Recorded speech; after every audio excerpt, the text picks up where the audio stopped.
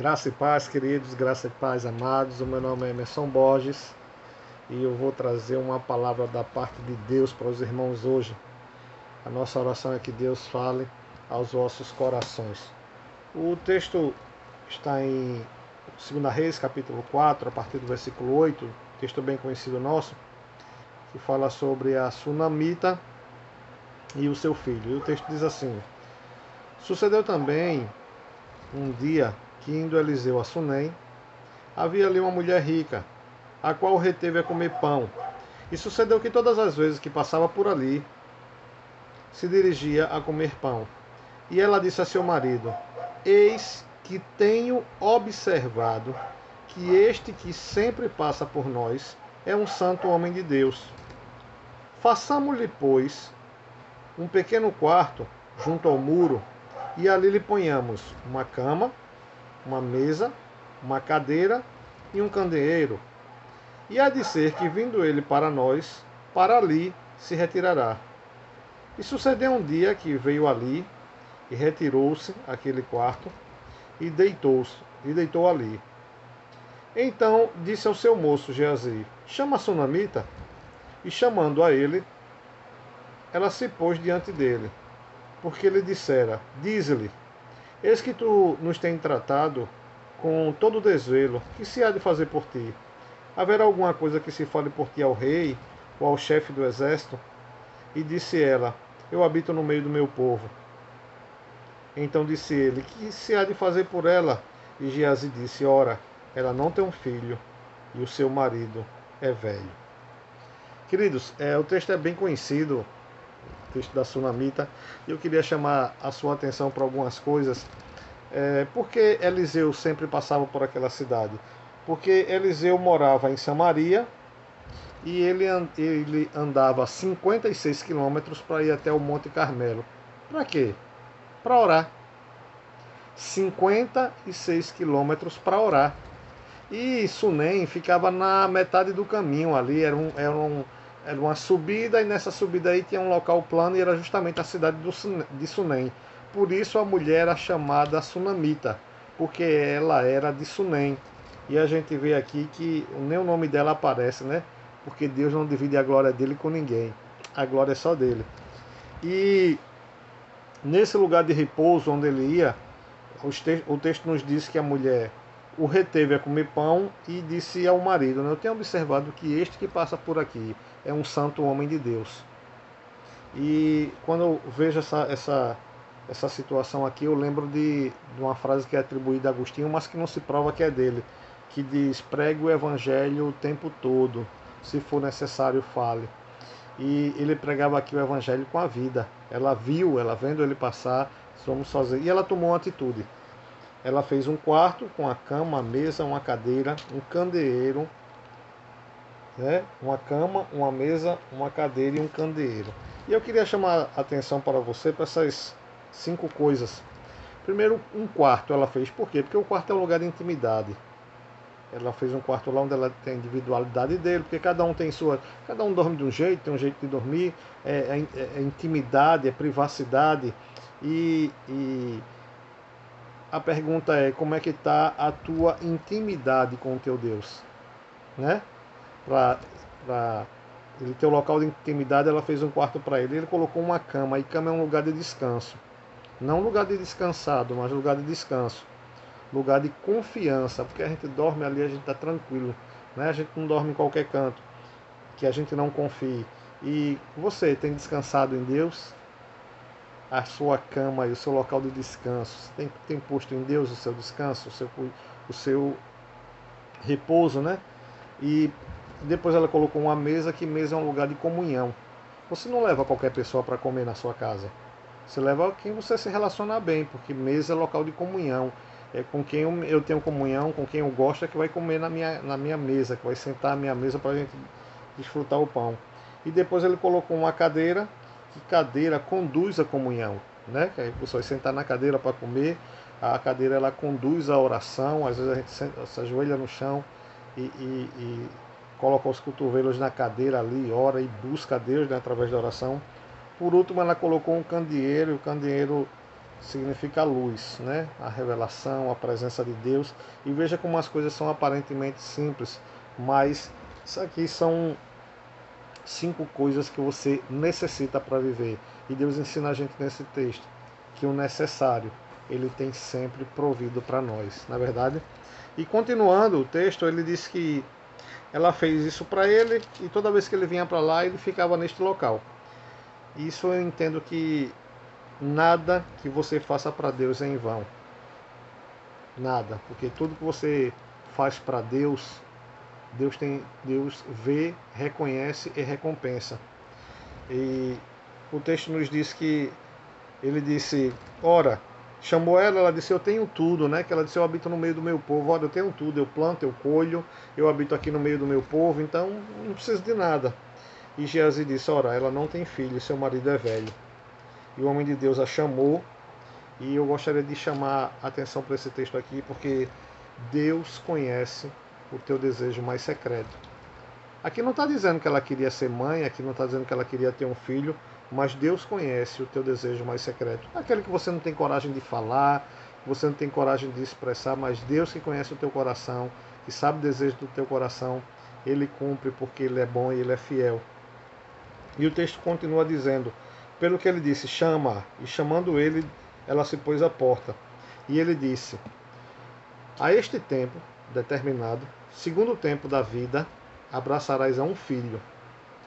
E disse ela, não, meu senhor, homem de Deus, não mintas a tua serva.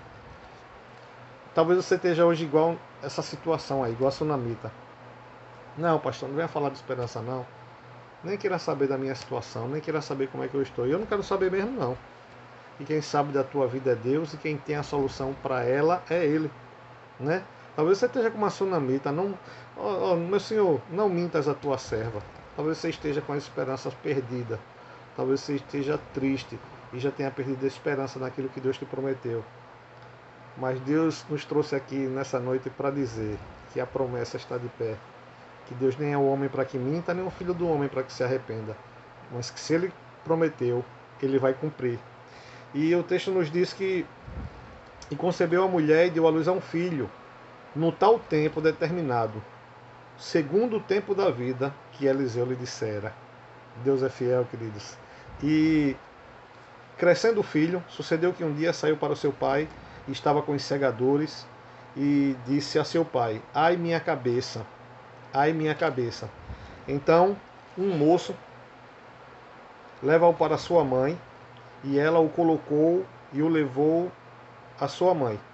E esteve sobre os seus joelhos até o meio-dia e morreu. E aí? E a promessa agora? Promessa que Deus tinha feito. Deus não prometeu o filho, estava o filho crescendo aí, agora morreu. Eu gostaria de lembrar de uma coisa, que Deus é o dono do tempo. Que Deus não age na sua ansiedade, Ele age na sua fé. E a sunamita, ela simplesmente subiu, se deitou e colocou o menino sobre a cama do homem de Deus. Ela tomou uma segunda atitude. Ela fechou sobre ele a porta e saiu. E chamou seu marido e disse, manda-me um dos moços e uma das jumentas, para que eu corra ao homem de Deus e volte. Queridos, se ela foi para Samaria aí, o texto nos diz que ela andou mais ou menos 40 quilômetros no lombo do jumento. O interessante do texto é que ela diz assim, chamou o marido e disse, manda-me um dos moços e uma das jumentas, para que eu corra ao homem de Deus e volte. E disse ele, por que vais hoje? Não é lua nova, nem sábado. E ela disse, tudo vai bem. Mentiu ela, o filho dela estava morto. Não. Ela indiretamente cantou aquele hino, mas eu sei em quem tenho crido, estou bem certo que é poderoso, né? Então ela disse, eu sei quem tenho crido, eu sei quem é o meu Deus, Deus vai trabalhar na minha fé e não na minha ansiedade. Então ela simplesmente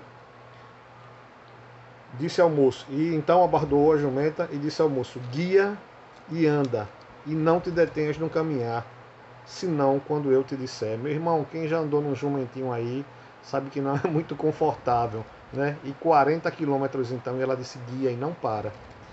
E o texto nos diz que partiu ela, pois, e veio ao homem de Deus ao Monte Carmelo, né? Ao pomar, né? Onde era o local de oração. E sucedeu que, vendo o homem de Deus de longe, disse a Geazi, seu moço: eis aí a sunamita. Agora, pois, corre-lhe ao encontro e diz-lhe: vai bem contigo, vai bem com teu marido, vai bem com teu filho. E ela disse: vai tudo bem.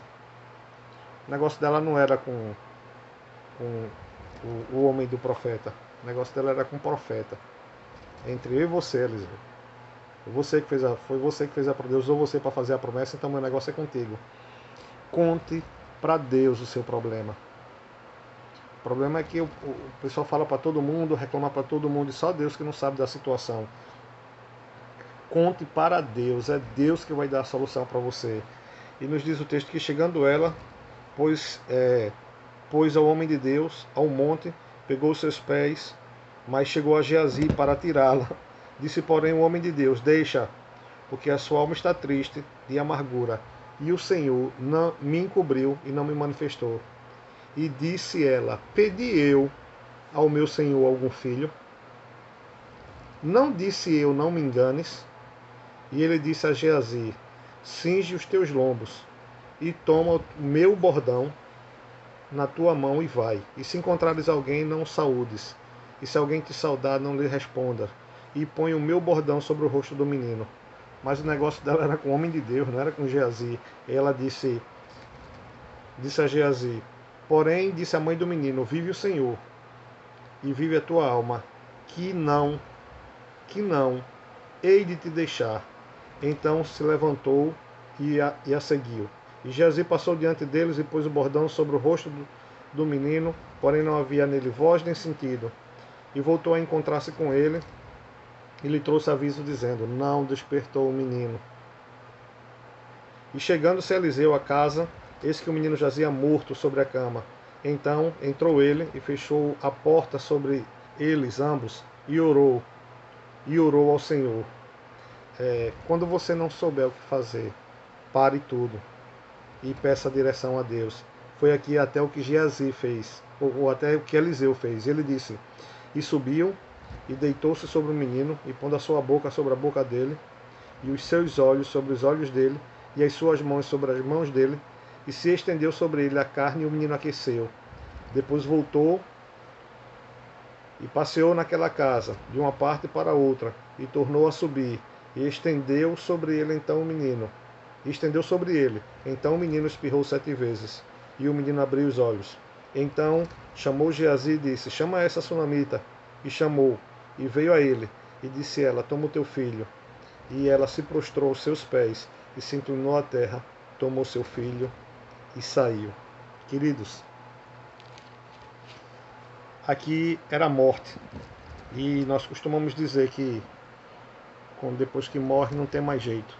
Não tem mais jeito para mim. Não tem mais jeito para você. Eu não sei qual é o motivo do teu aperreio. Eu não sei qual é o motivo da tua descrença. Talvez você esteja com uma sunamita: não mintas a tua serva. Eu não sei o que é que está tirando a tua paz, o que é que está te deixando triste, mas eu sei que existe um Deus que pode, que faz e que é. E que Ele te conhece. E que Ele sonda o desejo do coração. A sunamita, ela simplesmente fez.